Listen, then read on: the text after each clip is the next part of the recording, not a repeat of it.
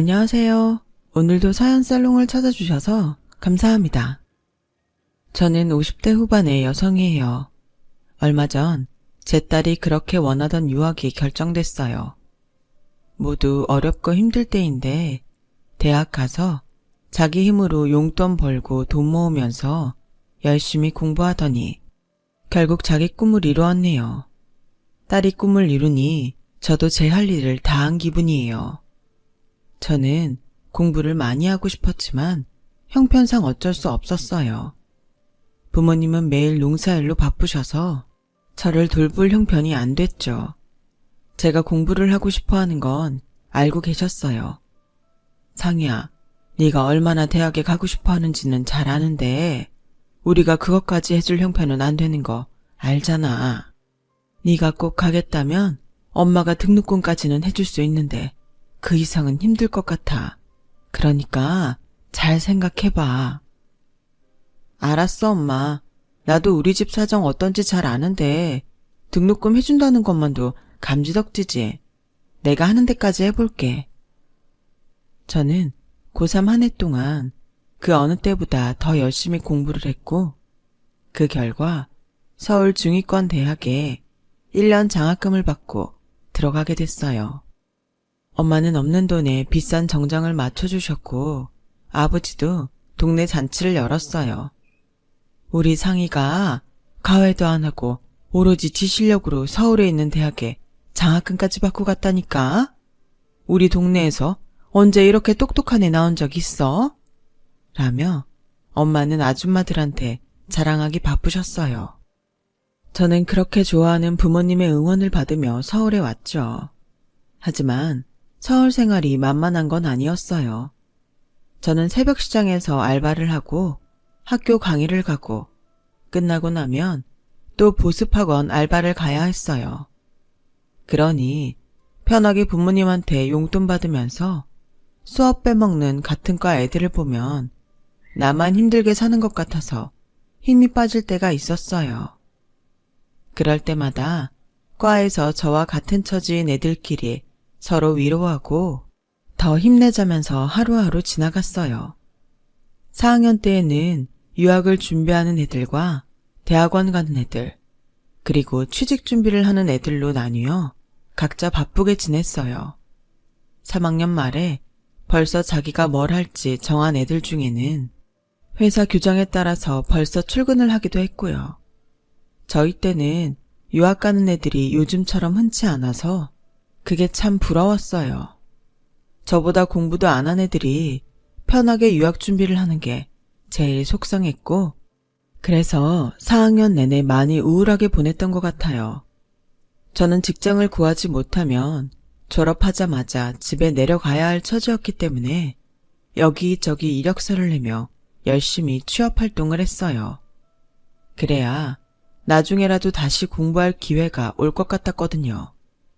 그리고 꽤 괜찮은 회사에 최종 면접까지 보고 합격하게 됐죠. 엄마는 졸업식 때 올라오셔서 저와 같이 회사 근처에 방을 구하러 다니셨어요.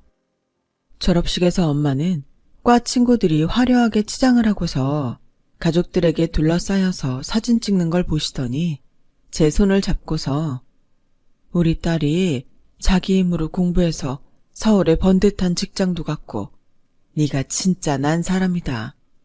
부모가 돼서 아무것도 못해주고 미안하다. 너도 저렇게 예쁘게 꾸미고 하고 싶은 거 다 했어야 됐는데. 됐어. 그런 말 하지 마. 난 엄마가 졸업식에 와준 것만도 고마워. 사실 아무도 안 올 줄 알았거든. 아빠도 아프시고 바쁘잖아. 그리고 난 원래 저렇게 꾸미는 거 안 좋아해. 어울리지도 않고. 저는 그것보다는 유학이 가고 싶다는 말이 목구멍까지 올라왔지만 몇 년 새에 더 늙은 엄마를 보며 그 말을 꾹 참았어요.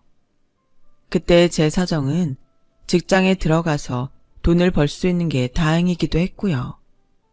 저는 회사에 적응하기 위해 열심히 노력했어요. 회사에는 저보다 좋은 대학을 나온 사람들이 훨씬 많았어요. 그들이 자기들끼리만 몰려다니면서 저 같은 중위권 대학 나온 사람들을 은근 차별하는 것도 있었어요. 저와 같은 처지에 있는 사원들을 만나면 그런 것 때문에 신세한탄을 하는 일이 많았지만 저는 그럴 여유가 없었어요. 어떻게든 일을 잘해서 인정받는 게 제 목표였어요. 그러다 보니 자연히 동기 중에서 제가 눈에 띄었고 제법 중요한 일을 하는 팀에 들어가게 됐어요. 하지만 그 팀에서는 저를 인정하지 않고 맨날 커피 심부름에 복사 심부름만 가득 시키더군요. 그래도 불평하지 않고 묵묵하게 맡은 일을 했더니 좀 지나서는 저한테도 일다운 일을 주더라고요. 그런 제게 다가온 사람이 있었어요. 저와 다른 팀이었는데 제가 눈에 띄었다고 하더라고요. 김상희 씨는 항상 열심히 해요. 뭐든지 잘하고요. 비결이 뭐예요? 저도 좀 가르쳐 주세요. 라며 저에게 다가왔고 저는 그 사람에게 호감을 느꼈어요. 주말에 몇 번 만나고 난 후에 그 사람은 저 상희 씨랑 정식으로 사귀고 싶은데 어때요? 상희 씨도 저 싫지 않죠? 저도 그런 느낌은 알거든요. 우리 천천히 서로 알아가 봐요. 서두르지는 말고요. 편하게 시작했으면 좋겠어요. 저는 일이 먼저였기 때문에 연애에만 빠지는 건 원하지 않았어요. 그래서 서두르지 않고 천천히 알아가 보자는 게 마음에 들었죠. 저와 그 사람은 가벼운 마음으로 만나기 시작했고 점점 서로를 좋아하게 됐어요. 그러는 중에 저는 회사 일에 익숙해졌고 어느 정도 성과도 냈을 때였어요. 그 사람은 같이 저녁을 먹다가 저에게 오늘은 특별히 하고 싶은 말이 있어서 보자고 했어요. 여기 이거 프로포즈 반지예요. 라며 반지 상자를 내밀었고 저는 그걸 받았어요. 이 사람이면 제가 결혼하고도 계속 제 일을 할 수 있겠다는 생각이 들었거든요. 시골에 있는 엄마와 아버지도 제 결혼 소식을 기뻐했어요. 남자가 듬직하고 성실해 보인다면서 마음에 들어 했고요.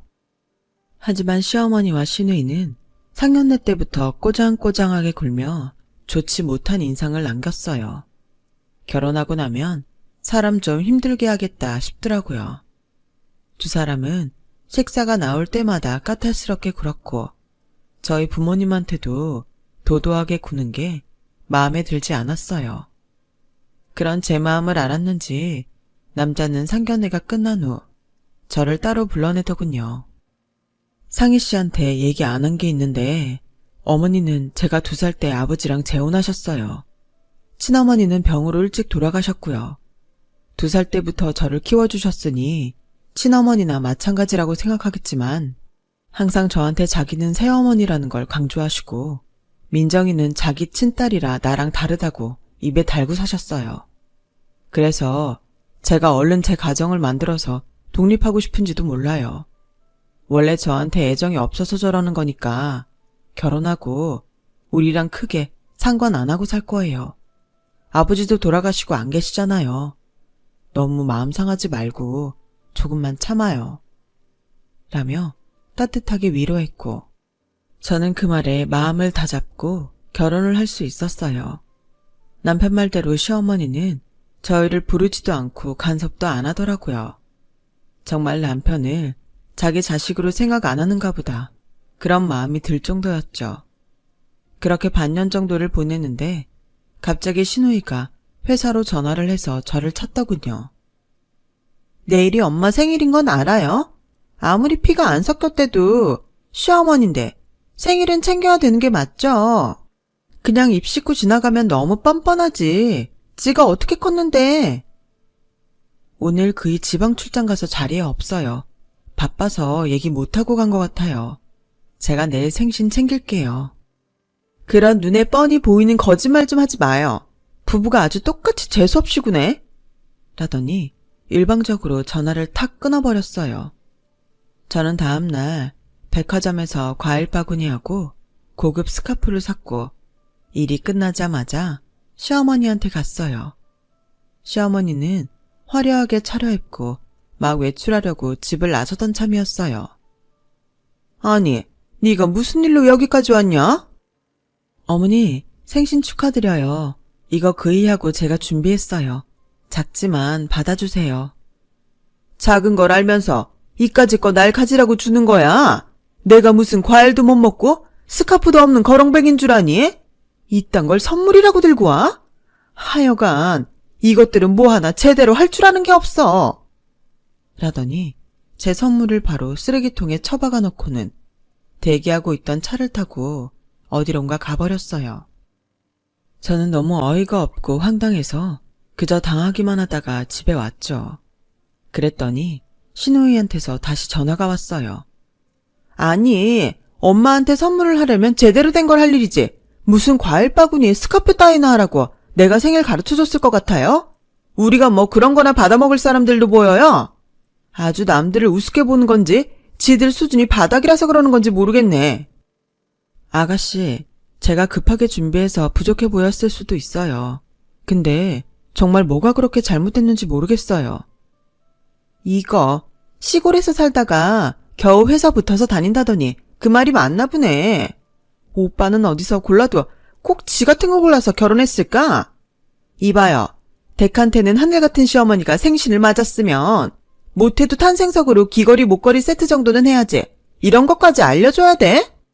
얼마나 못 배워먹고 자랐으면 이 정도 상식과 예의도 모르는 거야. 댁 수준이 어떤지 아주 잘 알았으니까 앞으로는 서로 그냥 모르는 사람처럼 하고 지내자고요. 엄마 말이 맞았네. 저런 것들하고는 상종하고 사는 거 아니랬는데. 라며 사람 정신을 쏙 빼놓으면서 자기 할 말만 하고 전화를 끊었어요. 시어머니는 고등학교 교사였고 돌아가신 시아버지가 작은 사업을 하셨기 때문에 남겨놓은 재산이 꽤 된다고 들었어요. 하지만 시아버지 살아생전에 시어머니의 이간질 때문에 남편과 시아버지 사이가 안 좋았다고 해요. 그 결과 남편은 그 재산의 일부만 상속받고 전부 시어머니와 신우가 시아버지 재산을 차지했다고 하더라고요. 그렇게 누릴 거 다 누리고 사는 사람들이니 제가 우습게 보였을 거예요. 하지만 저는 결혼 전에는 그렇게 비싼 선물을 제 부모님한테도 해본 적이 없었어요. 나중에 남편은 그걸 알고 신우에게 다시 또 전화하면 가만 안 두겠다고 화를 냈고 시어머니한테도 우리끼리 알아서 잘 살 테니 신우 단속이나 잘 하라고 했어요. 그런 일이 있었으면 나한테 먼저 알렸어야지. 저 사람들이 어떤 사람들인데 그걸 혼자 감당할 생각을 한 거야. 당신도 출장 가서 바쁘잖아. 일이 얼마나 힘들게 돌아가는지 내가 제일 잘 아는데 신경 쓰게 하고 싶지 않았어. 그리고 나는 내가 챙기면 당신한테도 좀 고마워할 줄 알고 그랬지. 그런 상식이 통하는 사람들이 아니야. 그러니까 너무 속상해하지 말고 잊어버려. 남편이 그동안 얼마나 외롭게 살았을지 감이 오더라고요. 저는 남편에게 더 좋은 친구이고 더 좋은 가족이 돼주고자 결심했고 그 후로 남편과 더 돈독하게 잘 지냈어요. 그렇게 몇 년을 지내면서 저희 사이에 딸도 생겼고 남편도 승진을 하게 됐어요. 좋은 일이 계속되면서 저와 남편은 이대로만 가면 참 행복하겠다 싶었죠. 그러다가 남편이 장기 출장을 갈 일이 생겼어요. 미국의 지사를 새로 세우는데 남편이 선발대로 가서 시장 조사를 하게 된 거였어요. 석 달 동안이나 출장을 가다니 결혼하고 이렇게 오래 떨어져 보는 건 처음인 것 같은데 당신이랑 하영이 보고 싶어서 어떡하지? 전화 자주 하고 이메일도 보내고 사진도 보내면 되지. 요즘같이 좋은 세상에 영 못 보기만 하는 것도 아닌데 뭘 그래. 석 달 금방 지나가. 당신은 그저 건강하게 있다가 올 생각만 해. 올 때 하영이 선물도 사오고. 알았지? 라고 남편을 다독이며 출장을 보냈고 그렇게 한 달 정도 지났을 때였어요. 어느 날 회사 부하 직원이 하얗게 질려서 제 자리로 다가왔어요. 과장님, 한민철 부장님이 지사부지 보러 가셨다가 교통사고가 나서 병원으로 실려갔다는데 상태가 좋지 않다고 연락이 왔어요. 라는 말을 듣고 얼마 되지 않아 남편이 세상을 떠났다는 전화가 저한테 왔어요. 정말 하늘이 무너지는 것만 같았어요. 눈앞이 캄캄했고 뭘 어떻게 해야 할지 아무 생각도 나지 않았죠. 제가 그렇게 기운을 못 차리고 울기만 하는 사이에 회사에서 장례식장을 마련해주고 회사장을 치러줬어요. 시어머니와 신우는 장례식 마지막 날 아주 잠깐 들러서 저랑 눈도 안 마주치고 부조금만 놓고 가버렸어요. 그 사람들이 남편 가족이라는 걸 회사 사람들도 아무도 모를 정도였으니까요. 남편이 가고 한 달이 조금 지났을 때였어요. 저는 여전히 딸을 제대로 돌보지 못할 정도로 힘들어하고 있었죠. 그런데 갑자기 시어머니와 신우가 부동산 업자와 들이닥쳤어요. 여기도 재개발 들어가는 데니까 같이 묶어서 아파트 짓는 데에 들어가면 회사도 좋고 우리도 좋은 거 아니겠어요? 어머니, 지금 뭐 하세요? 이 사람들은 누구예요? 보면 몰라요. 이 집 보러 오신 분들이잖아요. 이쪽 다 묶어서 아파트 올라간대요. 제가 언제 아가씨한테 물어봤어요? 그걸 왜 제가 있는데 어머니가 나서서 이러시는데요. 저는 집 안 팔아요. 나도 당신 김상희 씨랑 얘기하기 싫어요. 근데 엄마는 나보다 더 싫다니까. 내가 얘기하는 거예요. 이 집 원래 오빠 결혼할 때 엄마가 준 거니까 따지고 보면 엄마 거고요.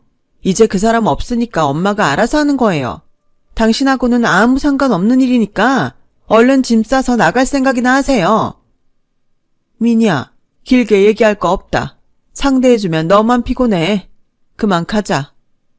라며 저를 남보다도 못한 사람 취급하는데 너무 화가 치밀었어요. 제가 그 길로 나가서 등기를 떼서 알아보니 시아버지가 남편한테 줬던 땅인데 시어머니가 남편 결혼할 때 집을 자기가 지을 테니 세를 내고 살라고 했던 거더라고요. 남편은 아버지가 자기한테 준 땅이라고 얘기했겠지만 안 통했을 거예요. 그래서 집은 시어머니 명의로 되어 있는 게 맞았고 제가 할 수 있는 게 없었어요. 그렇더라도 어떻게 자기가 2살 때부터 키웠던 아들의 아내랑 그 딸을 이렇게 피도 눈물도 없이 쫓아내는지 정말 이해가 안 되더라고요. 남편이 항상 상식으로 안 되는 사람들이라고 말했던 이유를 뼈저리게 깨달았죠. 하지만 그 일이 다시 제가 이를 악물게 만드는 계기가 됐어요. 저는 정신을 차리고 작은 아파트 전세를 얻어서 딸아이와 둘이 살기 시작했어요. 딸을 유치원과 학원에 보내 그곳에서 거의 하루 종일 있게 하면서 저는 회사 일에 더욱 매달렸어요. 어떻게든 지금보다 나아져야 한다는 생각밖에는 없었어요.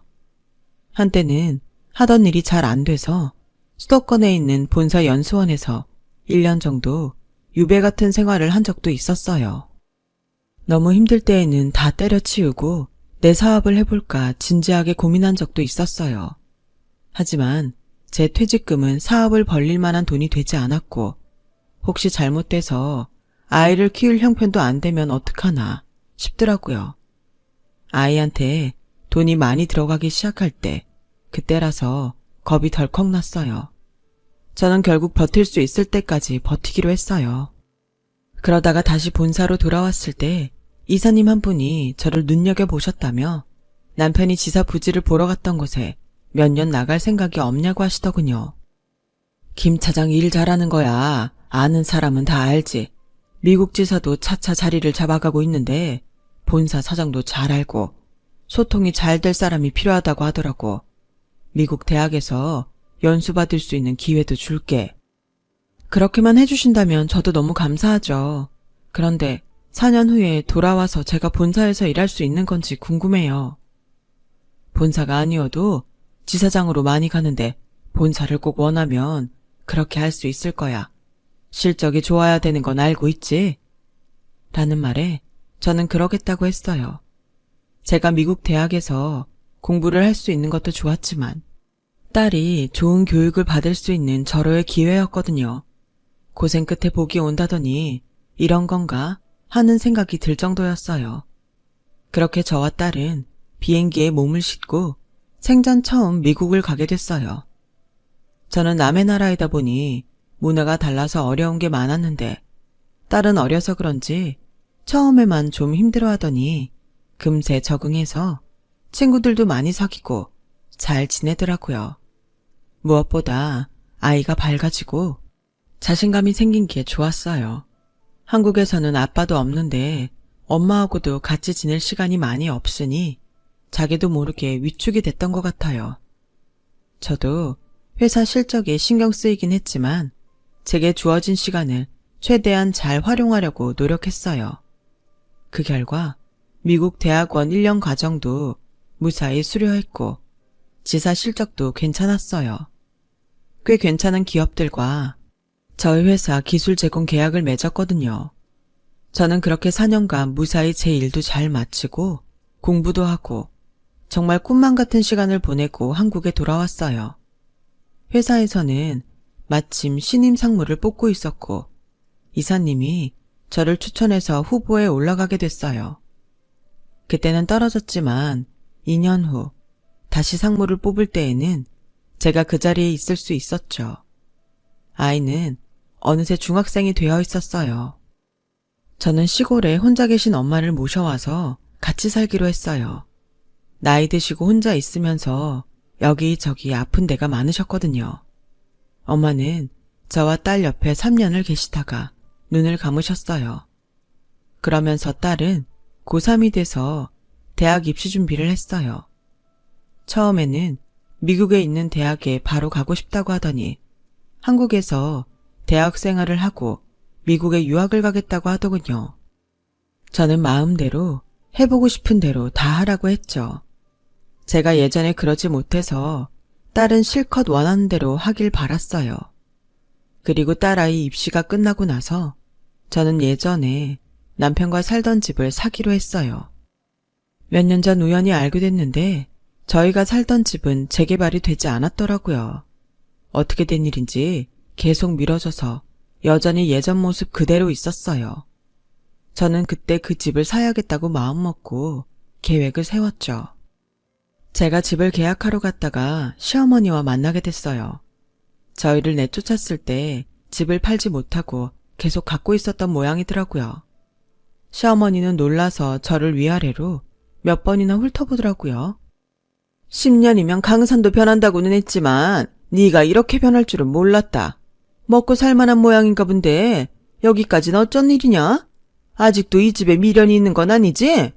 그런 건 꿈도 꾸지 마라. 제가 이제 와서 이걸 달라고 했겠어요? 전 오늘 할머니 만날 생각도 안 했는데요. 너는 여전히 예의도 모르고 수준도 쌍스럽구나. 여사님이나 선생님이라고 할 줄은 몰라도 할머니라고 할 줄은 몰랐다. 할머니를 할머니라고 하지 뭐라고 해요? 할머니가 지금 선생님도 아니고 무슨 직책이 있는 것도 아니잖아요. 그래, 너 같은 게 참 지 자식 잘도 키웠겠다. 우리 미니 아들은 작년에 대학 들어가고 올해 유럽도 갔다 왔어. 성적도 얼마나 좋은지 아니? 1학기 장학금도 받는다고 하더라. 해외 연수도 자주 가서 영어도 잘해. 자식을 키우려면 이 정도는 돼야지. 니네 딸은 시골에서 흙 파다 온 엄마 밑에서 뭘 보고 자랐을지 걱정이다. 제가 할머니 손자 자랑 들을 이유도 없고 할머니가 제 딸 걱정할 필요도 없겠지만 한마디 하면요. 제 딸도 대학 붙었어요. 과 수석으로요. 그리고 왜 집 계약하는데 부동산 중개인도 없이 이렇게 하는지 이상하네요. 아무리 인터넷에 직거래로 내놨다고 해도 그렇죠. 뭘 보고 계약하죠? 아니, 네가 이 집을 산다고 연락한 그 사람이라고? 그게 정말이야? 라며 놀라는 시어머니한테 일단 계약을 보류하자고 하고 돌아왔어요. 그런데 알고 보니 시어머니는 신우를 내세워 그 집을 다른 사람에게 팔았더라고요. 그래놓고 또 저하고 계약을 해서 돈만 받고는 해외로 도망갈 생각이었던 거예요. 시어머니는 부동산 투자를 한답시고 사치를 부리면서 여기저기 손댔다가 전부 망하고 재개발이 미뤄져서 남겨뒀던 남편 집만 남은 거였어요. 신우는 이혼하고 시어머니한테 의지해서 살다가 돈이 떨어지니 둘이 사기를 친 거죠. 시어머니와 신우는 곧 체포가 됐고 경찰서에 진술하러 간 저를 보더니 두 손을 모으고는 눈물을 뚝뚝 흘렸어요. 얘야, 정말 미안하다. 어떻게 하다 보니 이렇게 됐어. 제발 한 번만 선처해다오. 언니, 제가 그동안 연락도 못하고 너무 미안했어요. 제가 이제 언니한테 잘할 테니까 이번 한 번만 좀 봐주세요. 절 그 집에서 쫓아낼 때 며느리로 생각도 안 하고 김상희 씨라고 부르던 사람들이 갑자기 왜 이러세요? 그리고 이게 제가 봐주고 말고 할 문제인가요? 댁들이 죄를 지었으면 벌을 받아야죠. 언제까지 당신들 억지가 이 세상에 통할 줄 알았어요? 라며 차갑게 뿌리쳤어요. 전에 집을 계약했던 두 사람도 그 두 사람을 고소했더군요. 저는 그 사람들을 도왔죠. 법적인 절차를 밟아서 그 집을 샀고 제 이름으로 명의도 변경했어요. 그렇게 두 사람과 저희 집의 질긴 악연은 끝이 났고 두 사람은 집행유예를 받은 뒤에 지방 어디로 떠났다는 말만 들었어요. 그리고 오늘에 이르게 된 거죠. 저는 그때 시댁이라는 사람들한테 너무 질렸어요. 무엇보다 딸을 잘 키우고 싶어서 결혼을 안 했지만 제 딸은 자기 공부 잘하고 좋은 사람 만나서 잘 살았으면 하는 바람이 간절합니다. 제 얘기는 여기까지예요. 긴 시간 동안 제 얘기 들어주신 분들 하고자 하시는 일 모두 잘 되시고 모두들 앞으로 좋은 일만 있으시길 바랄게요. 행복하시고 건강하세요. 여러분, 사연 댓글에 응원과 현명한 조언 부탁드려요. 좋아요와 구독은 저에게 큰 힘이 됩니다. 오늘도 좋은 일 가득하세요.